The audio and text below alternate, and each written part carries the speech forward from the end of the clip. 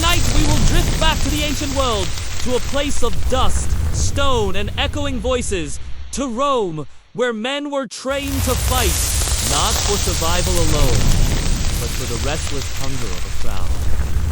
But do not worry.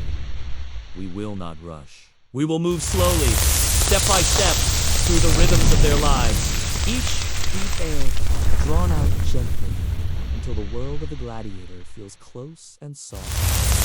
As you listen, let your eyes grow heavy. Let your body sink deeper into rest.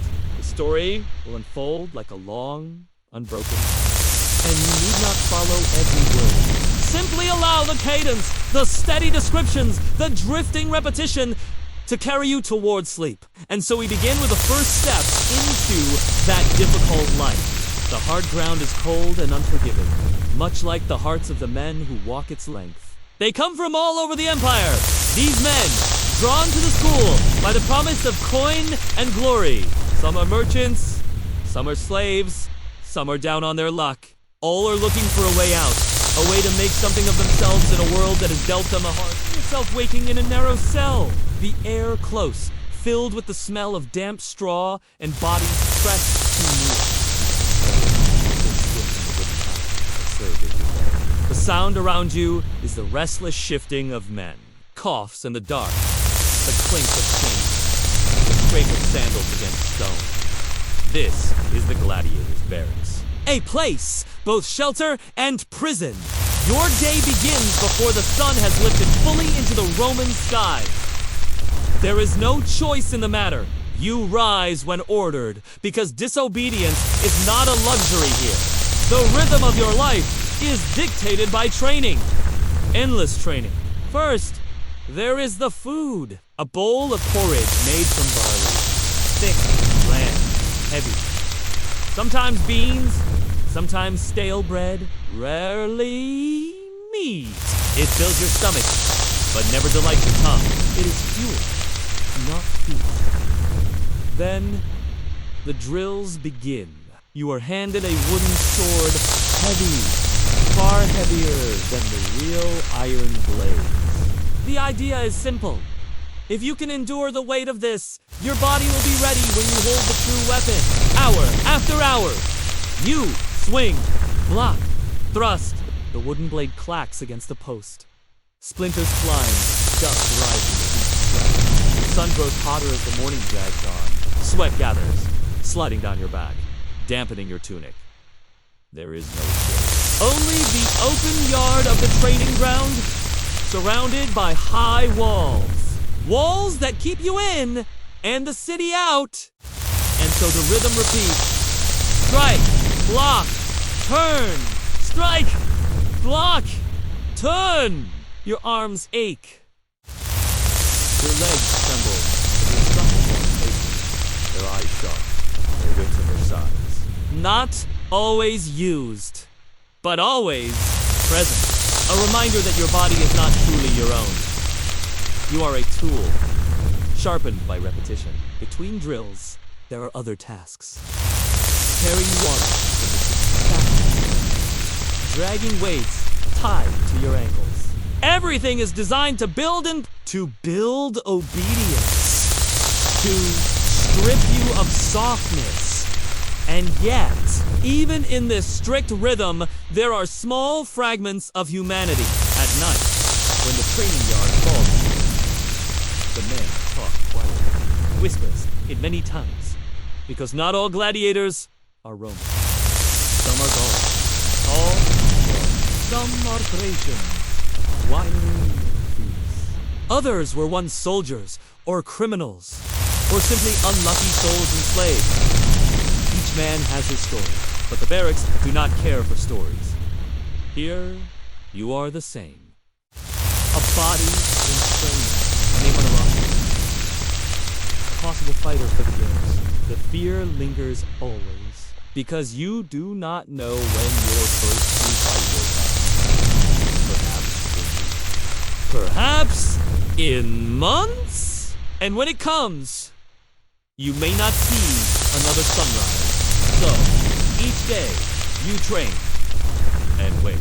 Training until your muscles feel carved from stone, waiting until your face is hard. This was the rhythm of life for the gladiator in a life of routine, repetition, hunger, a life without certainty, except for the weight of tomorrow's drill.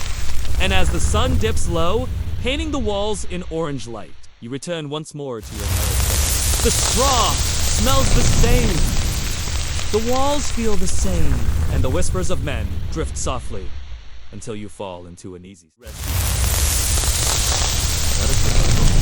From the nameless men in the barracks to one figure who became a story whispered through the ages, Spartacus. His name has grown large and long. But in life, he was simply another man, bound to the rhythm of servitude.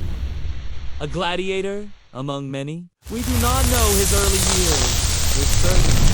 Some say he was a Thracian, born in the rugged lands to the northeast of Greece, a place of forests, hills, and shifting climes. Perhaps, as a young man, he served in the Roman army.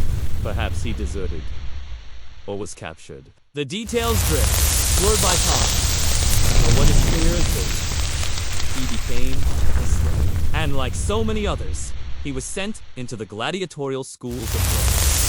Imagine him, brought into the same barracks we have just walked through in our minds. He would have eaten the same barley porridge, trained with the same heavy wooden sword, and lived under the same strict eye of instructors. The rhythm of his life was no different than yours might have been, if you stood in that same. Yet, something within him resisted. There is no single moment we can point to, no clear spark of rebellion. But slowly, quietly, Spartacus and others began to dream of freedom. The barracks walls were high, and the thought of escape grew taller.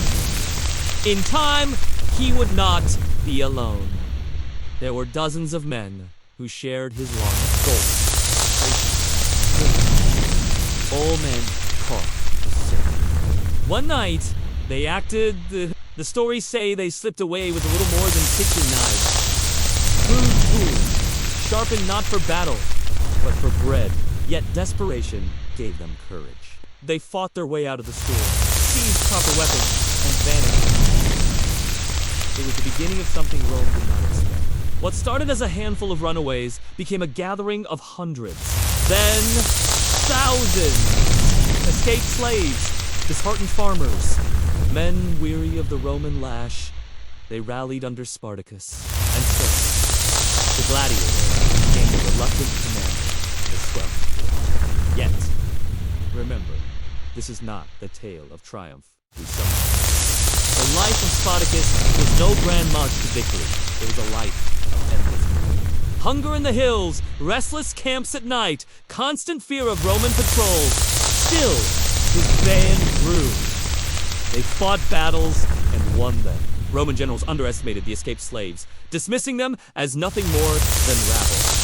But Spartacus, steady, careful, patient, led them again and again to surprising victories. For a time, it seemed he might even lead his people out of Italy, beyond the mountains.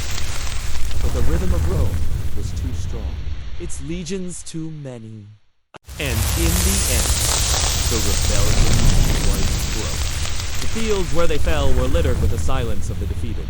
We are told Spartacus himself fell in battle. His body was never found. Perhaps he vanished into myth the moment his sword slipped from his hand. The rest of his followers, tens of thousands, a grim warning.